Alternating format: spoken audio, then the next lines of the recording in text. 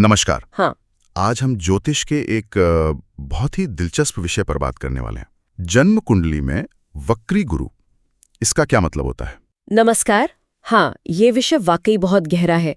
हमारे वक्री गुरु गूढ़ ज्ञान का मार्ग वो इसी पर रोशनी डालती है। तो आज हम यही समझने की कोशिश करेंगे, क्या वक्री गुरु का मतलब सिर्फ ये है कि ग्रह पीछे चल रहा है या फिर इसका कोई गहरा मतलब है? बिल्कुल। देखिए, सबसे पहले तो वक्री का मतलब समझना होगा।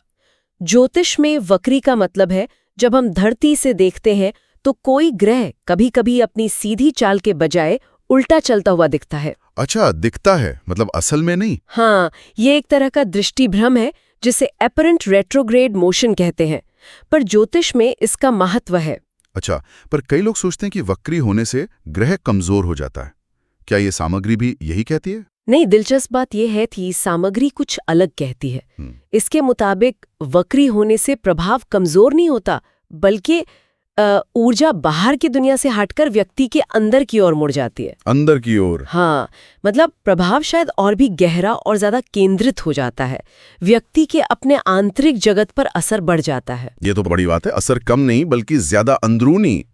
अब गुरु ग्रह यानी बृहस्पति ज्योतिष में है क्या, मतलब किन चीजों का प्रतीक है? देखिए, बृहस्पति को ज्योतिष में बहुत शुभ माना गया है।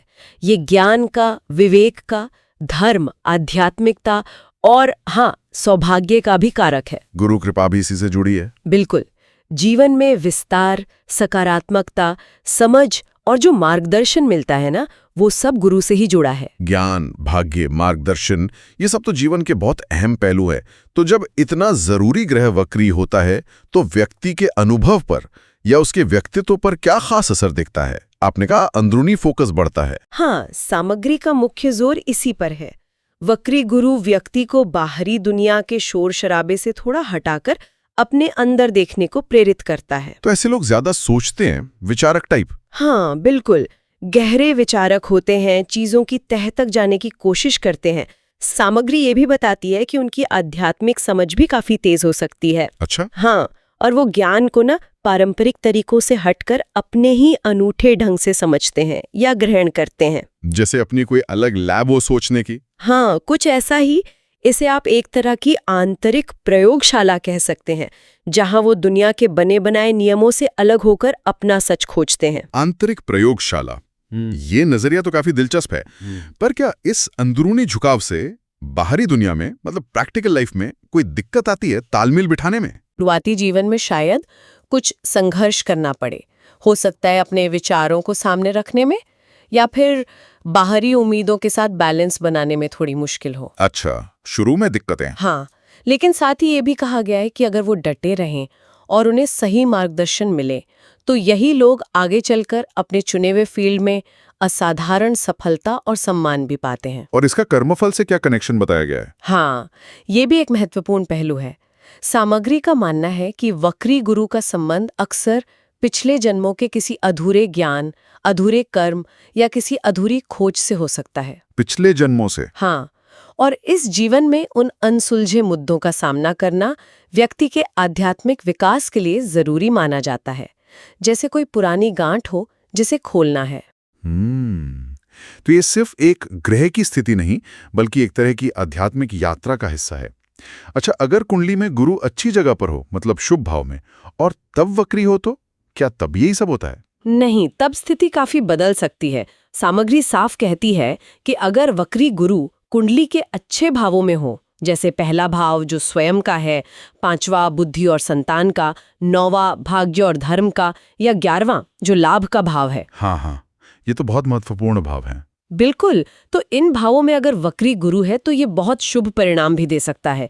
ऐसे व्यक्ति को जीवन में कोई सच्चा गुरु या मार्गदर्शक मिल सकता है, या वो खुद बन सकते हैं। हाँ, या फिर वो खुद दूसरों के लिए प्रेरणा बन सकते हैं, अच्छे शिक्षक बन सकते हैं, या आध्यात्मिक मरहम लगाने वाले, मतलब हीलर भी बन सकते हैं। अच्छा, यानी मार्गदर्शन देना और पाना दोनों संभव है।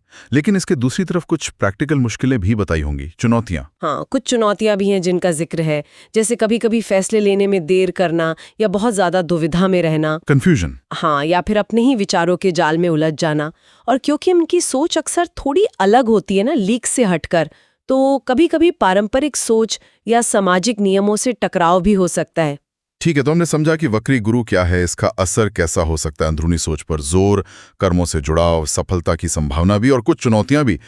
तो कुल मिलाकर इस सामग्री से हमें क्या समझना चाहिए, क्या है मुख्य संदेश? देखिए, मूल बात जो ये सामग्री कहती है वो ये है कि वक्री गुरु से डरने की या चिंता करने की जरूरत नहीं है, बल्कि इसे एक मौके की तरह देखना चाहिए। मौका किस चीज का? आत्ममंथन का, अपनी समझ को गहरा करने का और अपनी जो अनूठी आंतरिक शक्ति है ना, उसे पहचानने का। और जिनकी कुंडली में योग है उनके लिए कोई खास सलाह दी गई है इसमें? सलाह यही है कि अपनी अंदर की आवाज सुने, अपने अलग नजरिए को बोझ न समझें, उसे समझने की कोशिश करें और अगर जरूरत लगे तो सही मार्गदर्शन जरूर लें।